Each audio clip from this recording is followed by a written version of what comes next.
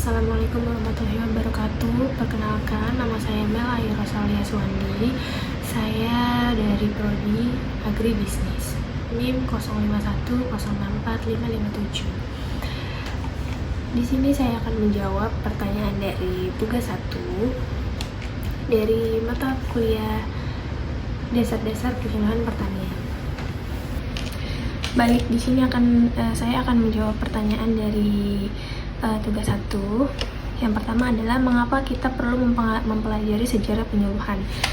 Nah, kita perlu mempelajari sejarah penyuluhan itu karena sejarah penyuluhan memberikan kita pengetahuan tentang upaya-upaya apa yang dilakukan di berbagai pihak dalam kegiatan pembangunan pertanian. Nah, selain itu, masing-masing negara juga memiliki sejarah perkembangan penyuluhan yang berbeda-beda.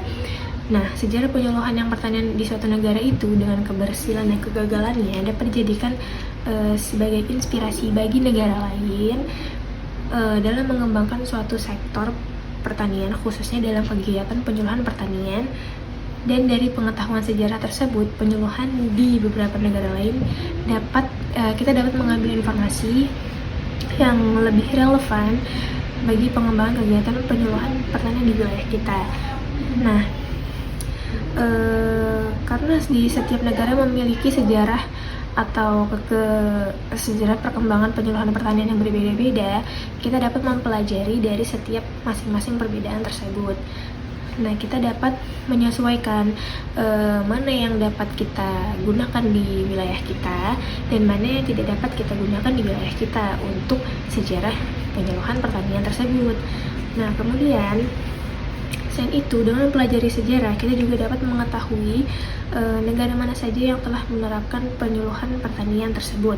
Dan kita juga dapat menelaah faktor-faktor apa saja yang mempengaruhi keberhasilan dari kegiatan penyuluhan pertanian. Karena sebagai seorang penyuluh, kita harus memiliki motivasi dan kita harus memotivasi peserta didik kita agar mereka dapat lebih termotivasi untuk melakukan penyuluhan pertanian ini. Kemudian pertanyaan yang kedua adalah apakah tujuan dan peran dari penyuluhan? Jadi, tujuan penyuluhan pertanian adalah untuk meningkatkan perilaku, kemampuan, dan juga meningkatkan kesejahteraan petani.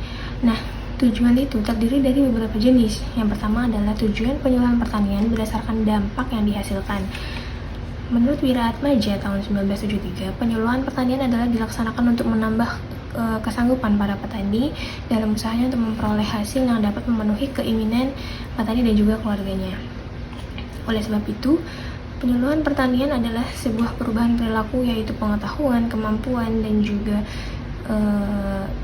kemauan petani sasaran untuk memperbaiki cara bercocok tanam mereka dan mendapatkan keuntungan dalam usaha pertanian mereka sehingga hidupnya dapat lebih layak.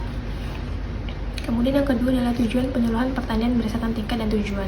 Tujuan pertanian dapat dibedakan atas tingkat tujuan, yaitu tujuan dasar, tujuan umum, dan juga tujuan kerja atau operasional.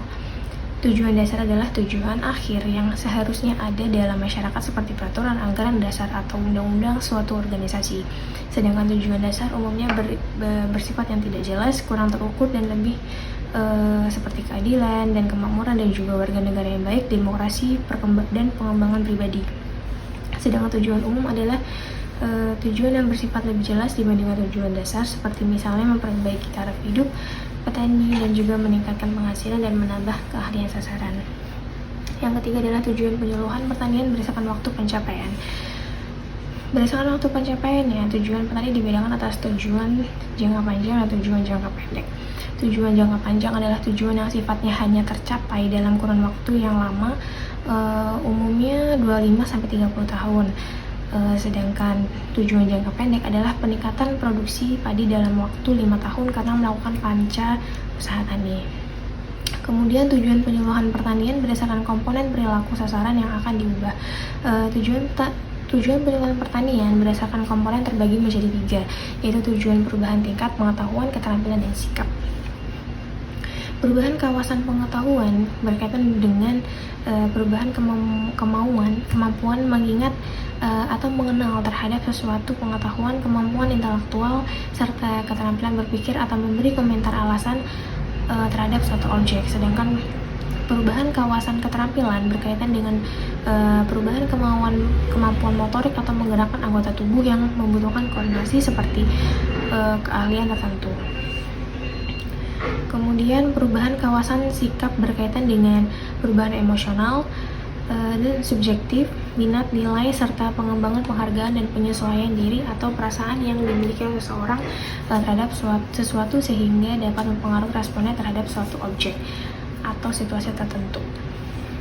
Kemudian yang kelima adalah tujuan penyuluhan pertanian berdasarkan aspek usaha tani.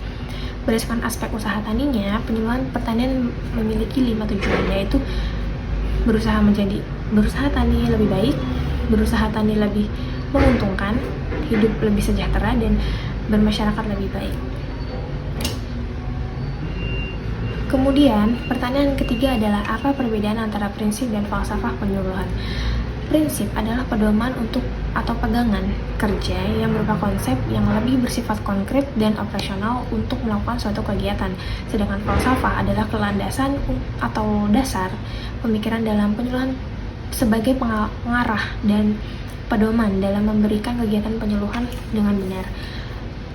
Kemudian tujuan prinsip adalah untuk memberikan arahan atau batasan yang lebih jelas dalam melaksanakan kegiatan penyuluhan, sedangkan falsafah itu memberikan arahan dan merupakan pedoman bagi suksesnya kegiatan yang akan dilaksanakan. Kemudian belajar dengan melibatkan masyarakat untuk prinsip untuk mengerjakan atau menerapkan sesuatu dan harus memberikan pengaruh bagi petani. Sedangkan untuk falsafah itu belajar dengan mengerjakan sendiri, belajar melalui pemecahan masalah dan berperan dalam setiap kegiatan pertanian. Demikian adalah jawaban yang dapat saya sampaikan. Jawaban ini saya dapatkan melalui sumber buku LUHT 4211 atau dari modul dasar-dasar penyuluhan pertanian. Sekian jawaban dari saya, kurang lebihnya saya ucapkan terima kasih.